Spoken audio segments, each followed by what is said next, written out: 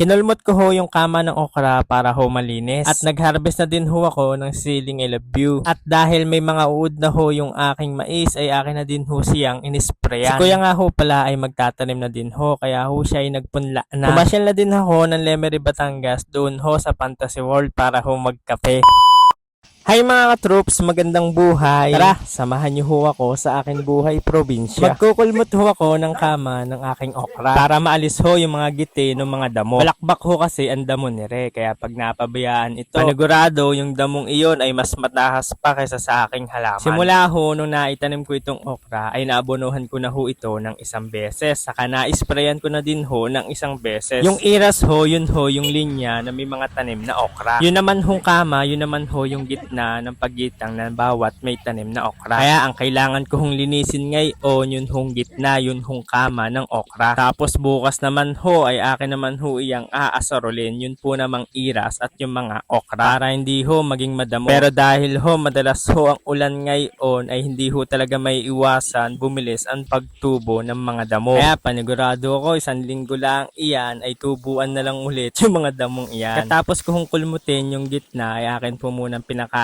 si Carla. Tapos akin ho yan dadalin sa Tranyan Tubugan. Di yan na ho siya magbababad sa putikan. Maliligo lang yan dyan maghapon at pag nagutom ay saka lang siya tatayo. Pagkahapon po ay ako naman ho ay namitas ni ring siling I love you. Medyo matagal ho mamitas niyan mga katrops kasi sa dami ho ng mga hinog na at mapupula ng siling I love you ay matatagalan ho sa bawat puno. Ay bago ko ho makaisang kilo na iyan ay sigurado ngalay ka na. Yung akin hong mapipitas na yan mga katrops ay babawas lang ako ng mga 100 tapos yung hong lahat ay aking ho iyang ibebenta. Yung upo naman ho ay akin gugulayin. Napakasarap ho talaga mag-harvest lalo na ho pag nakikita nyo yung inyong halaman ay napakadaming bunga ay talaga mawawala ang pagod mo sa pagtatanim na yan. Talagang aalagaan mo siyang mabuti. Parang pag-aalaga ko sa iyo ay sobrang kaibuti ho talaga. Ay ba na lang naglalabasan na ho pala yung talbos o yung gapang ng upo. Kaya akin lamang hong pinasok doon sa balag niya. Ay susunod naman ho ay aking lulutuin ay upo na meron hong lakimi ay akin lang hong igigisa. Ay konti lang ang magagastos mo doon sa ulam na iyon pero napakasarap. Iyan naman ho yung napitas naming sitaw kanina. Akin din ho iyang ibebenta. At iyan na ho yung lahat na napitas kong sili. Medyo kokonti ho iyan mga katroops. Pagkatapos ko hong mag-harvest ng sili, ako po muna ay mag-spray dahil pa naman ho ay maaga-aga pa naman. Hindi pa naman ho dumidilim. Meron hong sukatan iyan mga katroops doon ho sa takip ng aking gamot. Kalahati lang ho yung nilalagay ko diyan. Tapos sa laman naman ho ng akin pang spray ay 16 liter lang ho yung nilalagay ko. Pero yung pang spray ko ho pag puno ho bali 18 liters ho lahat. Para masahid ho yung lahat ng gamot ay nilalagay ko na din ho diyan yung pang sukat ko. Para hindi rin ho masayang. Mais nga ho pala yung aking isprayan mga katroops. Medyo mabigat din ho iyang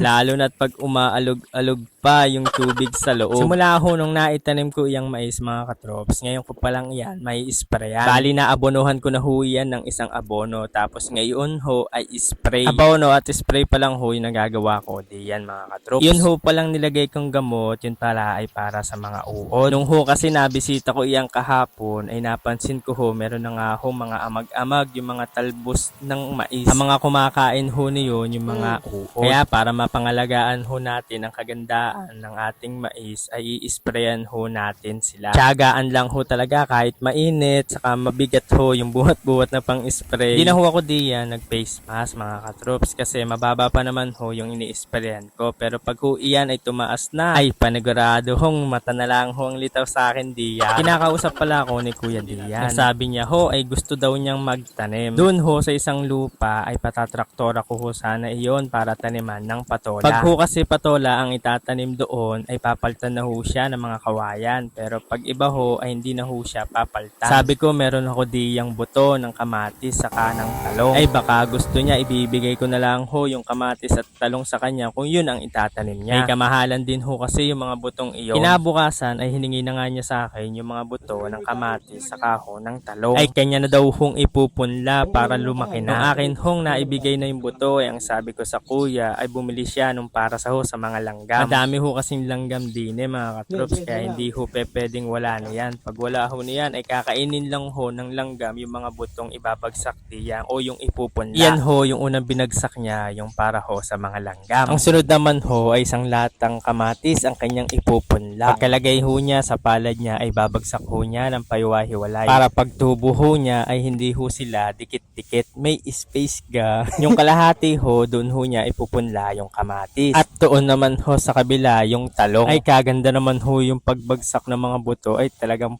pulidong pulido.